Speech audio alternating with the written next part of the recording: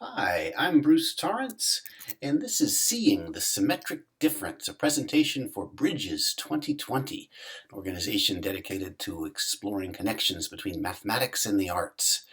Um, this presentation is based on a paper that you can look at, download, do whatever you like with it. At the URL at the bottom of the screen is where you can find it. And what we're going to be talking about is the symmetric difference. This is a set operation, what you might call a Boolean set operation, named for British mathematician George Boole. And it's typically explored using Venn diagrams, or at least the concept itself is easily explained using Venn diagrams, named after John Venn, a contemporary of George Boole, where a set is represented as a disk, and when you overlap two sets, it essentially divides the planar into four regions. The left, the right, and the football-shaped intersection in the middle, and everything on the outside. And what we're seeing here is the symmetric difference of those two sets on the top. The symmetric difference is the union of the two sets minus their intersection. And the operation, turns out, is associative and commutative, so it can be unambiguously applied to any number of sets. So what we can see here is if we introduce a third set to the mix, the symmetric difference of the three of them looks like this. This region here is included in the symmetric difference, that little triangle in the middle, because it belongs to an odd number, all three of the sets. And any sub-region, any so-called min set, that belongs to an even number of the individual sets will not be included in their symmetric difference. Any subregion that belongs to an odd number of the sets will belong to their symmetric difference. So lovely patterns can be obtained by taking large numbers of planar regions and looking at their symmetric difference. And what I'm interested in right now is asking and answering the question, what happens if we take a large number of symmetrically arranged geometric objects? What sort of picture will we get? For instance, we might take these same four disks and arrange them symmetrically around a circle. In this case, there's an invisible circle containing the center of each of these four disks, and they are uniformly spaced. Their centers are uniformly spaced around this invisible circle, whose radius I can increase or decrease. And you can see the lovely visual patterns that result from the symmetric difference of these four disks, or 5 disks, or 6 disks, or 7. The patterns are so lovely that I wanted to explore a little bit more. What if we were to take, for example, triangular-shaped regions? These are 4 identical equilateral triangle-shaped regions. And what I've done is taken that one that's outlined and rotated it about that little point you see, 90 degrees from one copy to the next, to give you 4 copies of this triangle. And what we're looking at is the symmetric difference. And of course, since they don't overlap, that just looks like 4 triangles.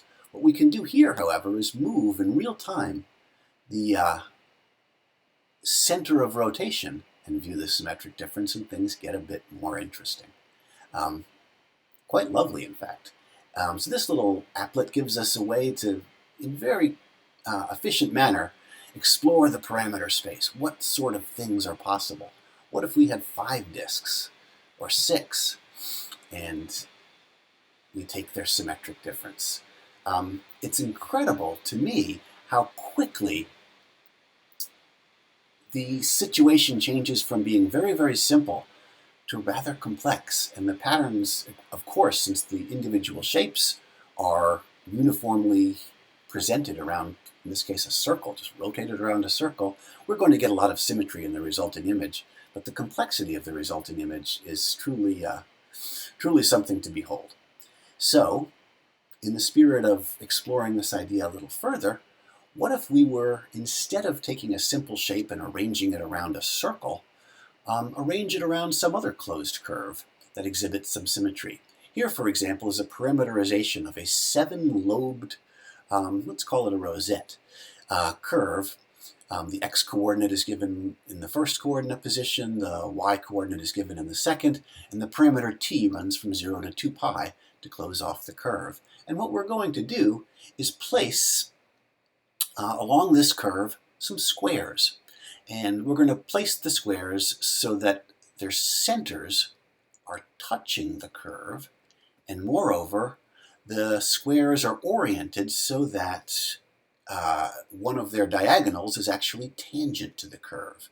And since there are 7 lobes, what I'm going to do is place 4 squares per lobe around this curve and then take the symmetric difference of the result.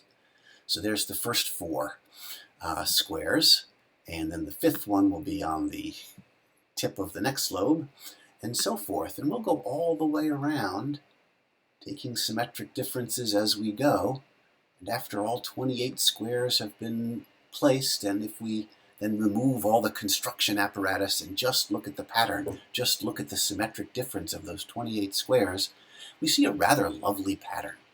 And we can explore this very, very efficiently if we change a few parameters. What if we were to put, say, 3 squares per lobe rather than 4? Well, then it would look like this. What if we were to use smaller squares? Well, then it would look like this. You can see the first one is here on the far right, and then the next 2 overlap, and then the 4th one is at the tip of the second lobe, and so forth. And as we make the squares larger, well, of course, they begin to intersect in interesting ways, and their symmetric difference exhibits these lovely patterns that we can explore in real time. So I find this fascinating and just delightful that such a simple set operation yields such stunningly beautiful and complex patterns. And I encourage you to explore some of these things on your own. There's an electronic supplement to the article that appears in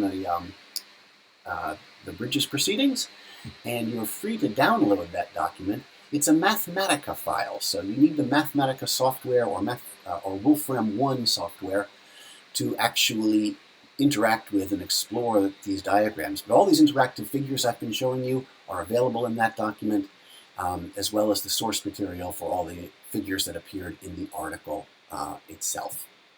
So, if we put 9 squares per lobe, for example, it's going to take just a moment to resolve. And here it comes. Wow, yeah, things get rather complicated very, very quickly. And it's very easy from this Mathematica file to export any one of these diagrams if you find one that you like. And you can export it as a PDF file, which means it's infinitely scalable. You can print it out poster size with no loss of resolution and really see all the intricate details.